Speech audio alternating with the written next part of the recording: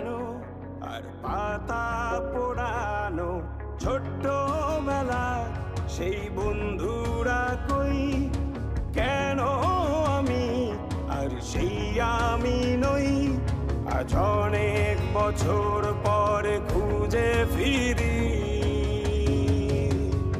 কোথায় আহারে আহারে আহারে শৈশব কোথায় হারিয়ে গেল যে আহারে কৈশব কোথায় আহারে আহারে আহারে শৈশব। জীবন খুব অদ্ভুত একটা শব্দ, তাই না? এই জীবন সবার জন্য মোটেও সহজ নয়। কেউ হাসি মুখে কাঁদে, আবার কেউ কাঁদতে কাঁদতে হাসতে শেখে। কারো জীবনের পথ হয় মসৃণ, কারো আবার কাটাই ভরা। আসলে জীবনের সৌন্দর্য লুকিয়ে আছে এই চ্যালেঞ্জগুলোর মধ্যেই। সহজ হলে হয়তো আমরা সংগ্রাম করতে শিখতাম না, স্বপ্নের মূল্য বুঝতাম না। আসলে যারা কঠিন পথে হাঁটে তারাই আসলে শক্ত হয়ে ওঠে। সুখ দুঃখ সাফল্য ব্যর্থতা সব মিলে আমার জীবনের নামকরণ। তাই জীবন কঠিন হলেও এটাকে ভালোবাসতে জানতে হবে, কারণ প্রতিটি সংগ্রাম আমাদের এক ধাপ এগিয়ে নিয়ে যায়, আর প্রতিটি কষ্টের পেছনে লুকিয়ে থাকে নতুন এক শক্তির জন্ম।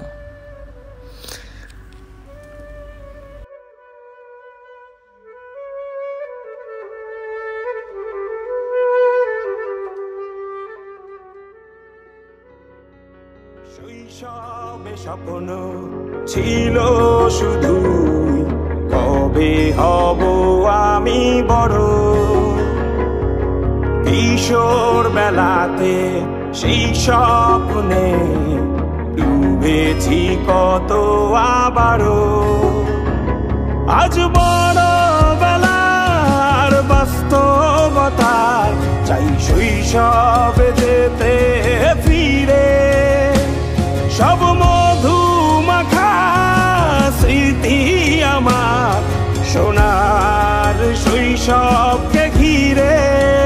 কোথায় আহারে আহারে আহারে শৈশব কোথায় হারিয়ে গেল যে আহারে কৈশব কোথায় আহারে আহারে আহারে শৈশব কোথায় হারিয়ে গেল যে আহারে কৈশব কোথায় আহারে আহারে আহারে শৈশব কোথায় হারিয়ে গেল।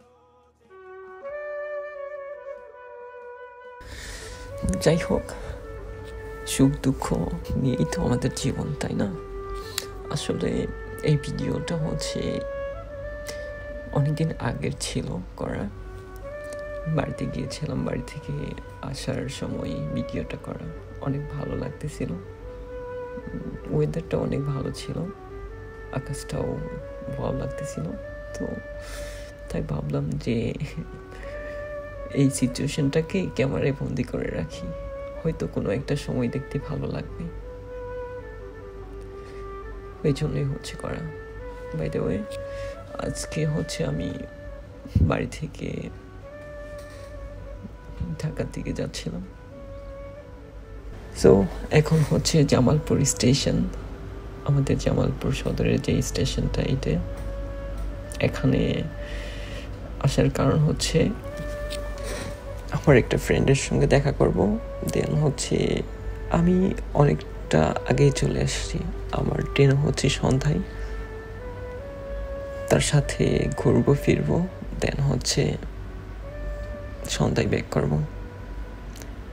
এই জন্য হচ্ছে সম্পূর্ণ আর কি মোমেন্টটাকে, সময়টাকে আমি ক্যাপচার করে রাখতে চেয়েছি আর কি।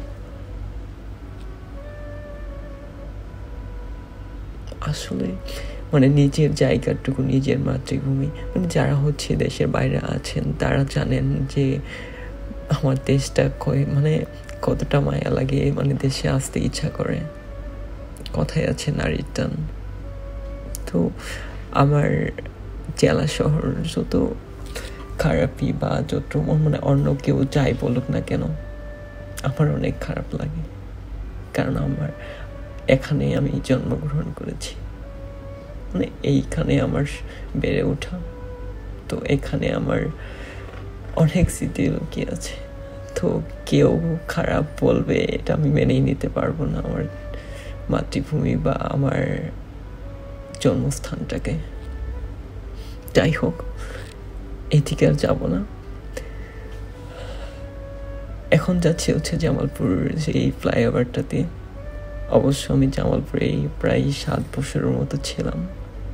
অনেক জায়গায় কখনোই ঘোরা হয়নি বা যাইনি, এখনো অনেকগুলো জায়গায় বাকি। আর এই ফ্লাইওভারটাও অনেকদিন আগেই কমপ্লিট হয়েছে। কমপ্লিট হওয়ার পরও আমি বেশ কিছুদিন ছিলাম জামালপুরে, কিন্তু সময়ের কারণে যাওয়া হয়নি। অনেক ব্যস্ত মানুষ, যদিও বেকার ছিলাম তখন,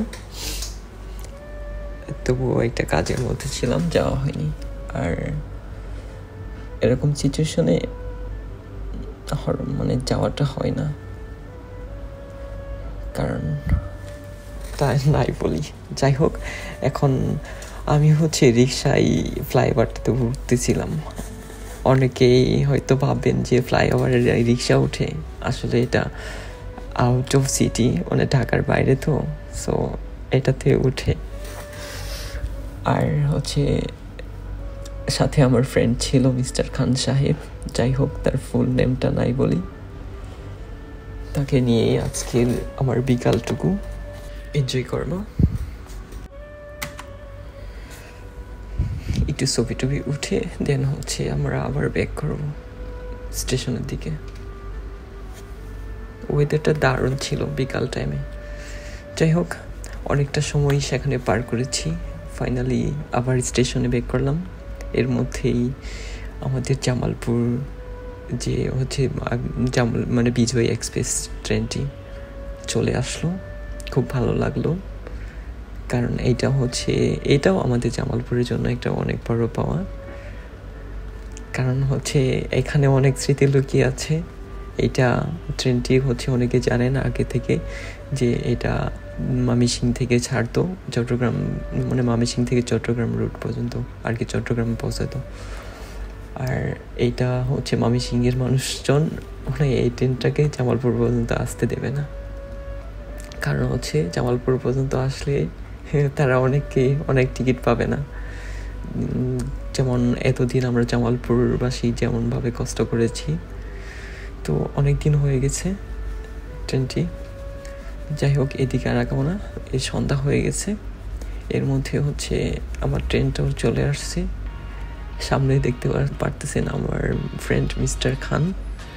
তাকে হয়তো অনেকেই চিনে থাকবেন বা চিনেন, যারা হচ্ছে আমার ফ্রেন্ড সার্কেল বা নিকটতম আত্মীয়, তারা হচ্ছে অনেকেই তাকে চিনবেন।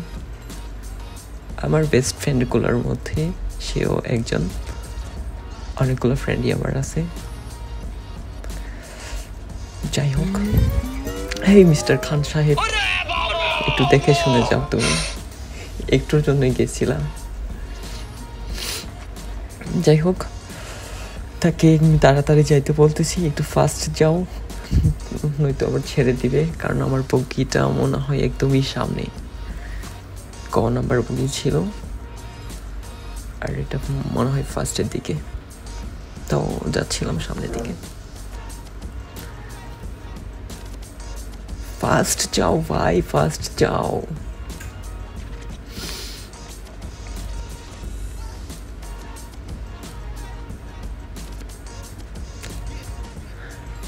এটা কিন্তু একটি ইন্টারসিটি ট্রেন, যদিও ইন্টারসিটি, নামেও ইন্টারসিটি, কিন্তু কামে গরু গাড়ি।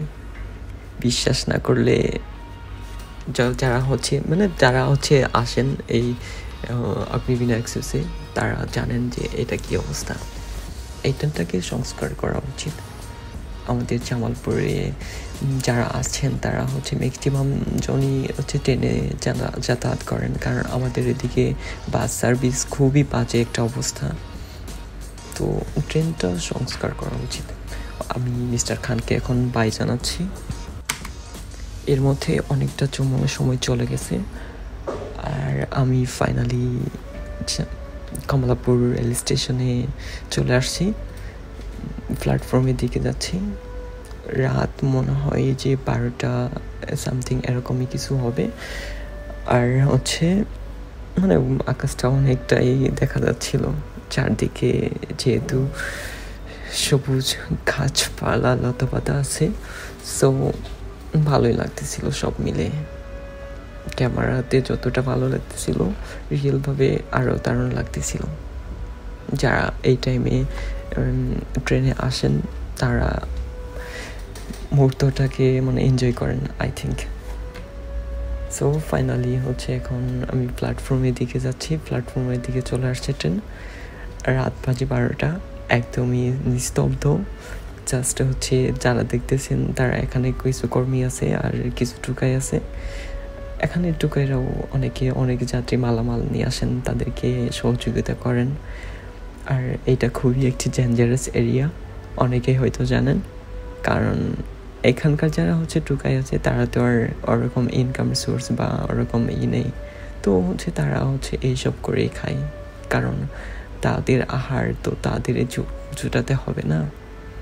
তো স্ট্রাগল তাদেরও বলতে পারেন, তাদেরও একটা স্ট্রাগল, কারণ প্রতিভা ছাড়া এরকম কাজ কখনোই সম্ভব হয় না। যাই হোক, যারা হচ্ছে এরকম এই স্টেশনে আসবেন, যারা নতুন আসবেন তারা হচ্ছে সাবধানে থাকবেন, নিজের পকেট সাবধানে রাখবেন, কারণ কখন কোন দিক থেকে মেরে দেয় বলা যায় না। যাই হোক, অনেকক্ষণ বকর করলাম।